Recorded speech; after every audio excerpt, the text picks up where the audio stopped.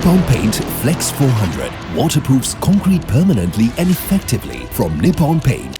We need assistance from outside.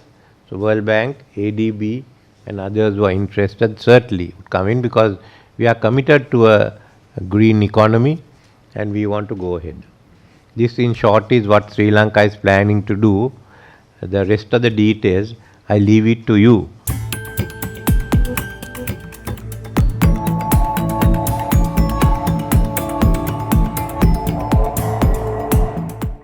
President Ranil Wickremesinghe underscored the critical importance of a comprehensive plan to harness renewable energy and explore future trends in green hydrogen during the Advancing Energy Transition roundtable discussion held at the Hilton Colombo yesterday.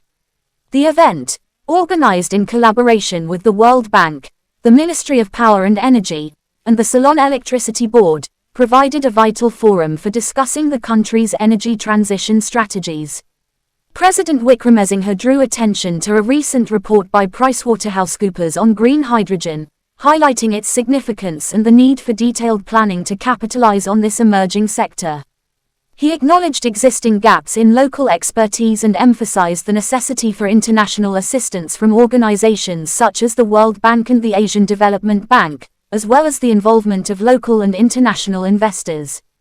Our commitment to creating a sustainable and competitive economy is unwavering, and renewable energy will play a pivotal role in this transition, President Wickremesinghe stated. He elaborated on the country's legislative efforts to support this transition, including the recently passed Electricity Reform Bill and the forthcoming Climate Change Act, both designed to facilitate a shift towards renewable energy sources.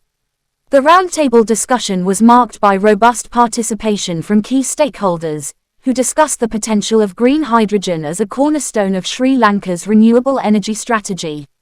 The president stressed the importance of collaborative efforts and the need for an integrated approach to overcome challenges and achieve the country's energy transition goals. We gather today at a critical juncture to help support shaping Sri Lanka's energy future. Our goal is to leverage regional and global insights to advance the dialogue on renewable energy investments to support Sri Lanka's energy transition and economic growth. It was less than 2 years ago, we will recall, that the sight of people lining up in every street corner for imported fossil fuels was much too common a sight in Sri Lanka, highlighting the urgent need for the country to transition to renewable energy, among others. Today, Sri Lanka has set an ambitious goal of achieving self-sufficiency through renewables and becoming a regional leader in renewable energy by 2030.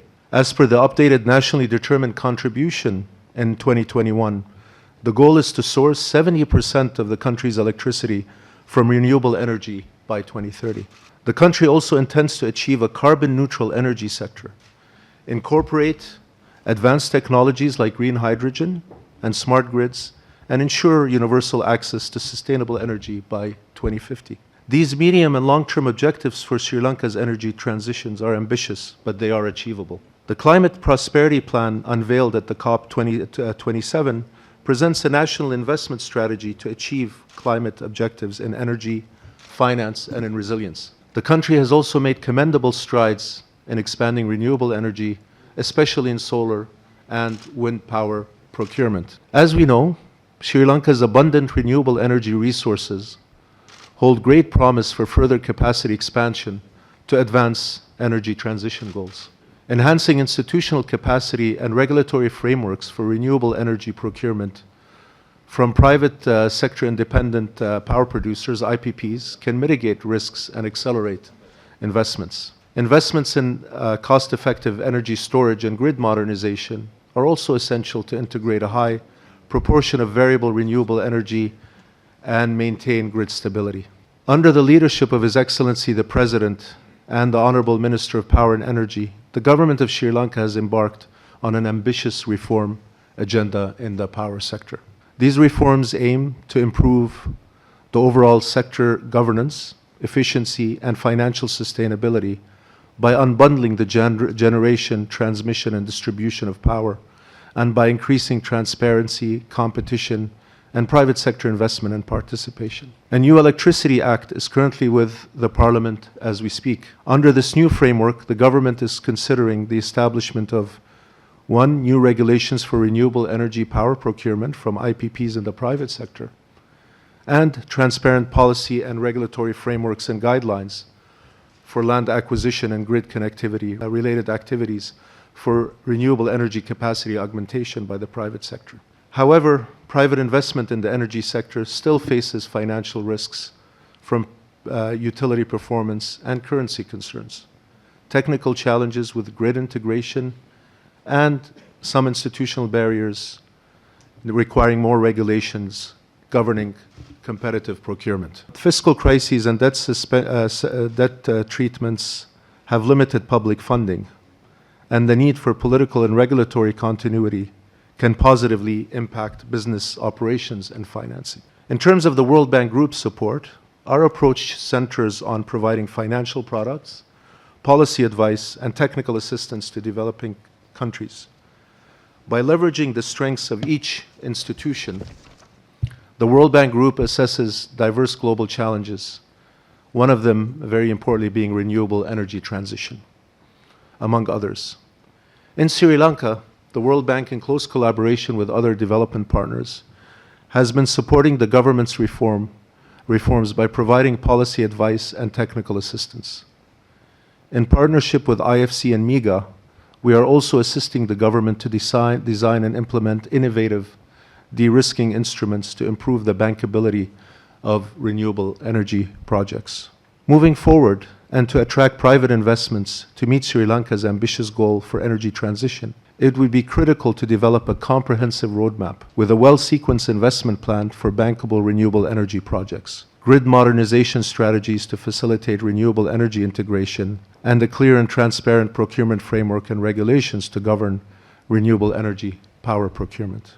Colleagues, as we open today's roundtable, I humbly encourage all stakeholders, policymakers, development partners, and private sector leaders to recognize the pivotal moment we face and the need for joint action to chart a successful course forward. We must continue to work together to realize the nation's ambitious goals. We seek and count on the continued leadership of the government to fast-track the implementation of necessary reforms, including the development of regulatory frameworks that support the competitive procurement of renewable energy.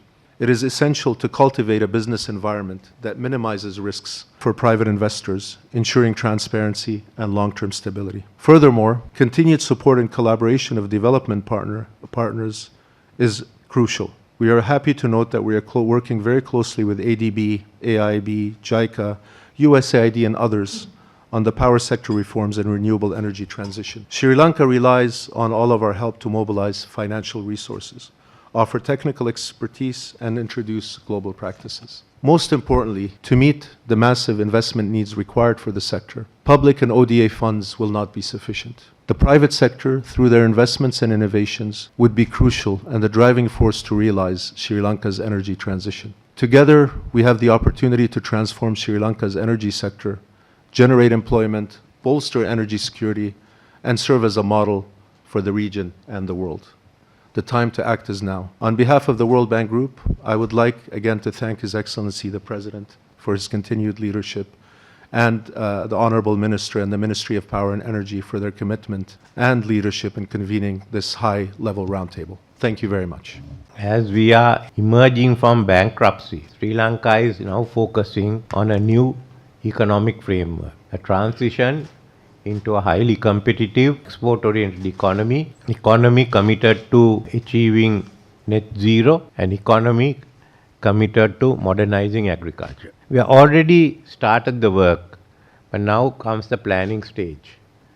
What are the new sectors of the economy? What are the energy sources for Sri Lanka? And this is where the green energy, green hydrogen comes into the picture. The role of green energy in the Sri Lankan economy. We have sufficient potential to emerge as player in the field of renewable energy. Sri Lanka's own dry zone and its potential for wind power is such that we have identified this sector for rapid development. It's also in line with Sri Lanka's commitment to achieve net zero. As I said, 2050 is too long. Let us try and see whether we can do it by 2040. and we are working on this. So let me now outline for you the steps we have taken. We have already brought in the energy reform bill, which was okayed by the Supreme Court about 2 days back with a number of amendments which the ministry finds acceptable, which means this bill debated in Parliament and to be passed. Second is the economic transformation bill, which has already been tabled in Parliament. Most probably there are challenges with the Supreme Court, and certainly by early July this should be the law. So this is two of the legislative enactments that fall into place.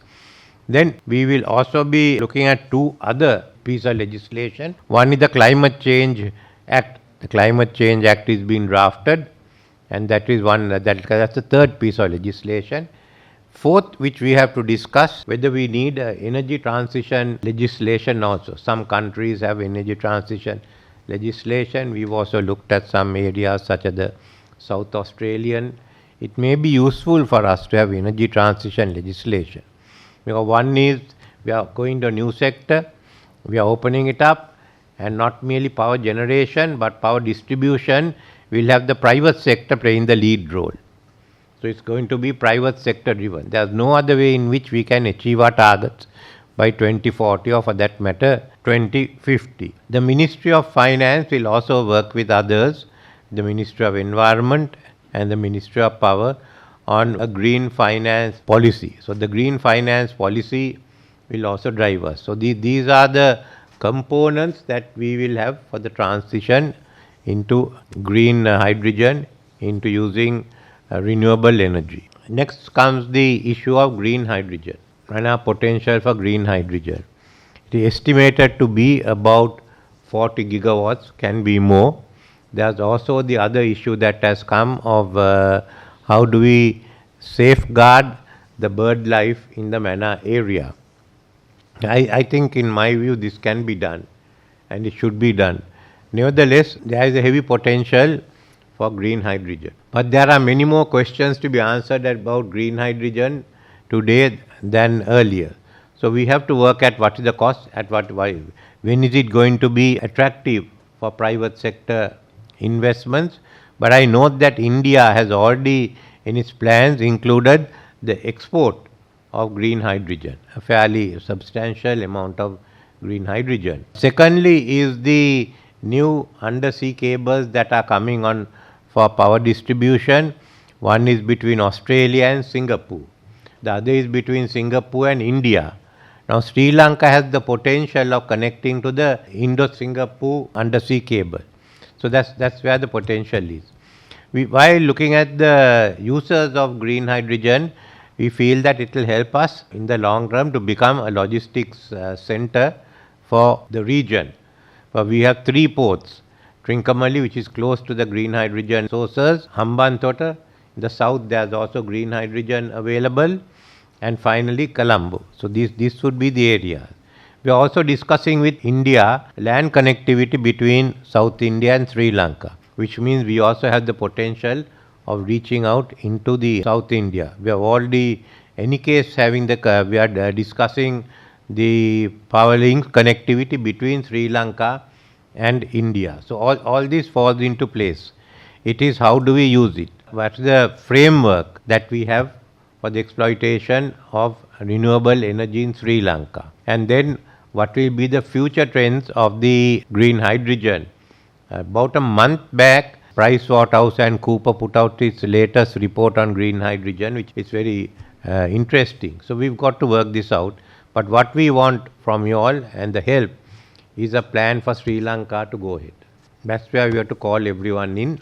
We haven't the full expertise, I must admit. We need assistance from outside. So World Bank, ADB and others who are interested certainly would come in, because we are committed to a green economy and we want to go ahead. This in short is what Sri Lanka is planning to do. The rest of the details, I leave it to you to tell the government what has to be done. For more latest news, subscribe to FTTV.